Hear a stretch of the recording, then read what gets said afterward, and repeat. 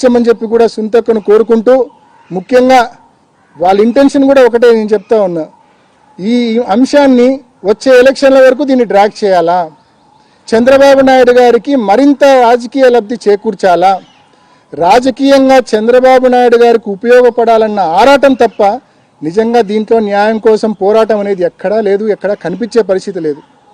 కాబట్టి చంద్రబాబు నాయుడు గారికి రాజకీయ లబ్ధి చేకూర్చాలన్న ఆలోచనలు పక్కన పెట్టి తొందరగా ఈ కేసు ట్రయల్ జరిగి దేవుని ముందు చట్టం ముందు దోషులు ఎవరో తేలే విధంగా తప్పకుండా మరి సహకరించవలసిందిగా కూడా మరి అక్కను కూడా కోరుకుంటూ, అదేవిధంగా ఇప్పటిదాకా నేను అనేక అంశాలు మీకు చెప్పా.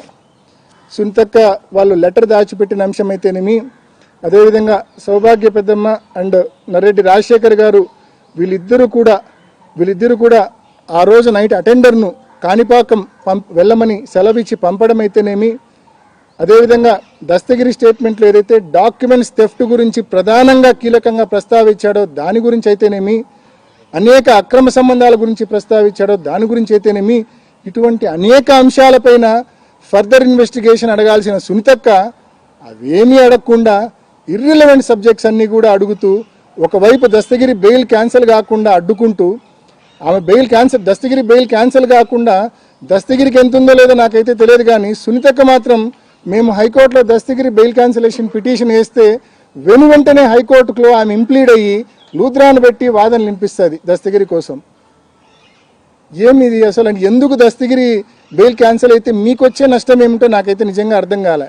కామన్ మ్యాన్ కూడా ఆలోచించమని కోరుతా ఉన్నా.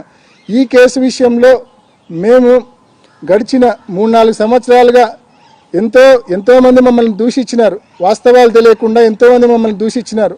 వాళ్ళందరికీ కూడా నేను తెలియజేస్తా ఉన్నా, తప్పకుండా నేను భగవంతుని కూడా గడిచిన 4-5 సంవత్సరాలుగా అడుగుతా ఉన్నా, తప్పకుండా వాస్తవం అనేది ఒకరోజు బయటకు వస్తుంది. Justice and truth will definitely prevail.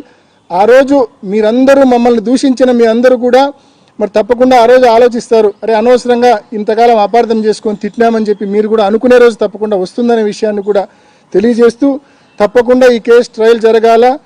అదేవిధంగా ఈ కేసు ట్రయల్ జరగడంతో పాటు ఈ కేసు ఇకపై ప్రొలాంగ్ కాకుండా, అంటే చంద్రబాబు నాయుడు గారికి లబ్ధి చేకూర్చడానికి ఈ కేసు ఫర్దర్ ప్రొలాంగ్ కాకుండా త్వరగా ఈ కేసు ట్రయల్ జరిగే దిశగా మరి చర్యలు తీసుకోవాల్సిందిగా న్యాయస్థానాలను, సిబిఐని, మరీ ముఖ్యంగా ఈ కేసు ప్రొలాంగ్ చేయడానికి కీలక కారణమైన మా సునీతక్కను మనవి చేస్తూ ముగిస్తున్నా. ఏమైనా క్వశ్చన్స్ ఉంటే అడగచ్చన్నా. మీ అందరికీ స్టేట్మెంట్స్ ఇస్తాను. ఇందాక నేను చెప్పిన పండింటి రాజశేఖర్ గారిది కానీ, లేకుంటే నీరుగట్టు ప్రసాద్ది కానీ, లేకుంటే మా సునీతక్క చేంజ్ ఆఫ్ స్టాండ్స్కి సంబంధించిన స్టేట్మెంట్స్ కానీ అందరికి కూడా I will serve copies. Any questions from your side please.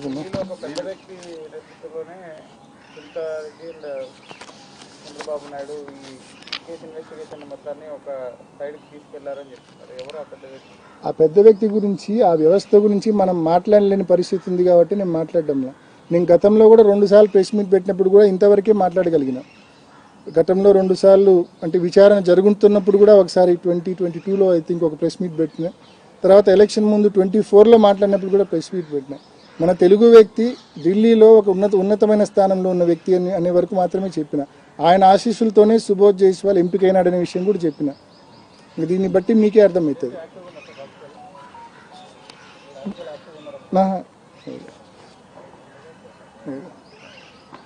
Next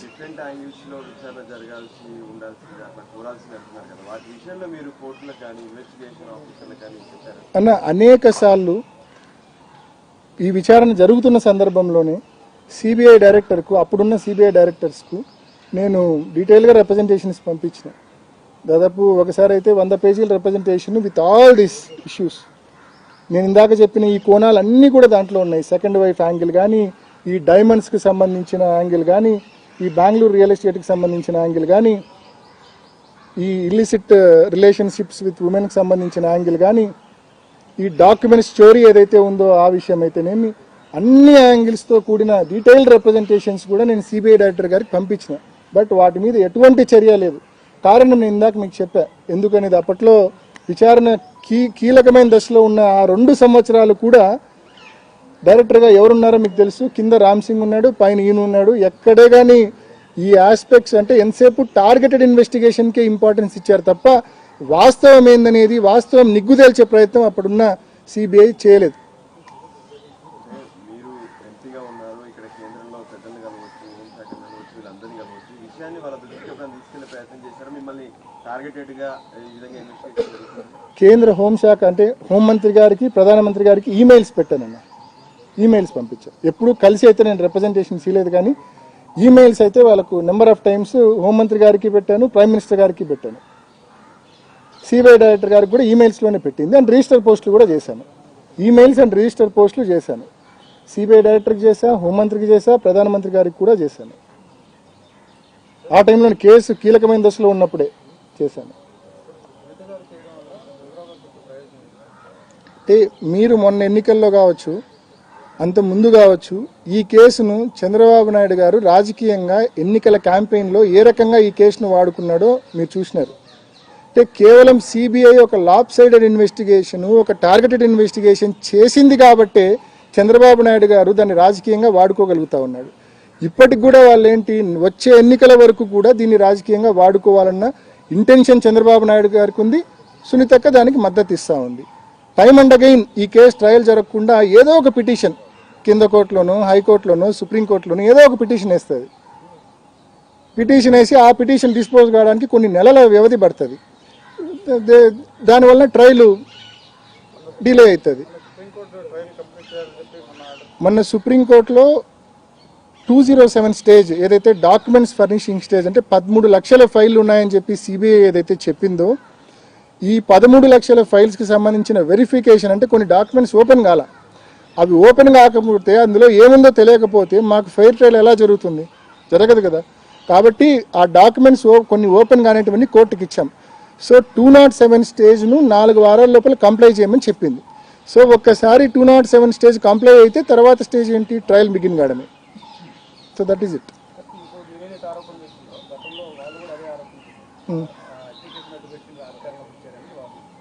హత్య కేసును